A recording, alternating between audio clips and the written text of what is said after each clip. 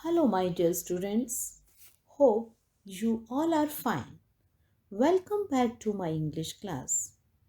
I am Mrs. Anju Sharma. Today, I am here again with a poem which is followed by chapter number 11 of your new Mulberry book. The name of the poem is The Mountain and the Squirrel. And this video is The Mountain and the Squirrel Part 2.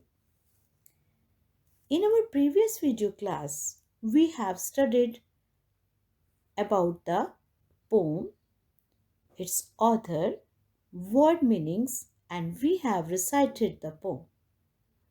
And today I'll explain the poem line wise. So let us enjoy the poem. The poem is in the form of a conversation, and a conversation is taking place between the mountain and the squirrel. The mountain and the squirrel had a quarrel. Children, it is an argument. And see, what is the argument? Listen to it very carefully so that you will come to know how a mountain is talking to the squirrel and how the squirrel is replying in back. So, the poem begins with the speaker describing how a mountain and a squirrel got into an argument. Now, children, put up your hands. Can you tell me how many fingers do you have in your hand? Well, 5. Does every finger look alike? Same? Does it look like same? No. The thumb The thumb is different from the pointed finger, and the pointed finger is different from the middle finger, so on. So, all the 5 fingers are necessary for us. Nothing can be replaced in this world. Do you think any finger is less important than the other? No. So, everything has its own importance. So, what happened? The mountain and the squirrel had a quarrel, and the farmer called the latter Little Prig.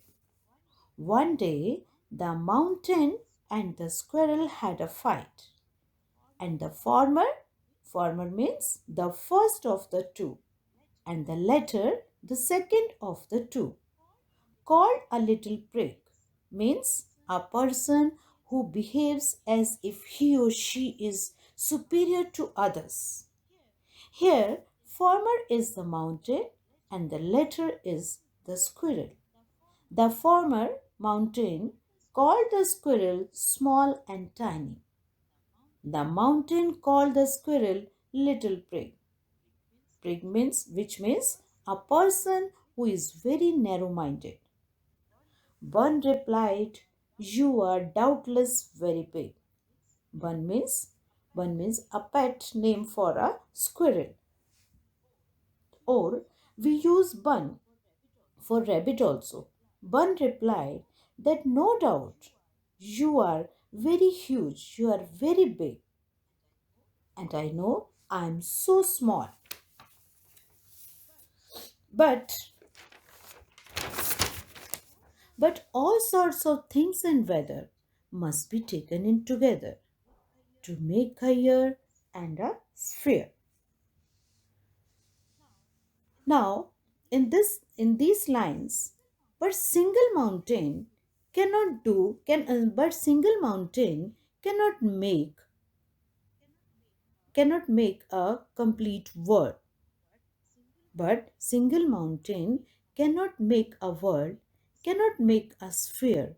Even I have a place in this sphere to write. I have a place in this sphere and right to live in this world. Like all the seasons combine to make one year, similarly, all the creatures, big or small, together complete nature. Now, Squirrel continued that, and I think it is it no disgrace to occupy my place.